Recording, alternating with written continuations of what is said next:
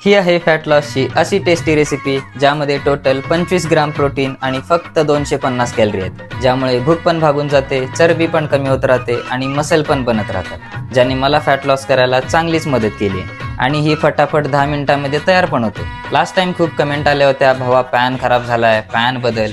तर डॅन टडॅन भाई, आपण नवीन पॅन घेतलाय। तर सगळ्यात पहिल्यांदा कांदा, टोमॅटो, ढबू आणि लो फॅट पनीर मस्तपैकी बारीक कट करून घ्यायचं आहे।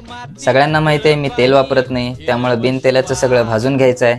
आता यामध्ये हळद, मीठ, चटणी आणि थोडी टेस्ट वाढवायला जिरा पावडर, धना पावडर टाकून सगळं मिक्स करायचं आहे। हे सगळे मसाले लो कॅलरी आहेत, त्यामुळे यानं फॅट वाढणार नाही आहे। आता थोडं 2 मिनिट भाजून घ्यायचं आहे आणि रेडी आहे आपली fat loss special paneer recipe. आज एवढं भारी बनलंय की मी सगळं सोडून पहिला खायला बसलो आणि विचार करतोय की भांडी नंतर घासीन। मला गॅरंटी आहे तुम्हाला पण ही आवडणार आहे, नक्कीच ट्राय करून बघा। तोपर्यंत मी भांडी घासून घेतो।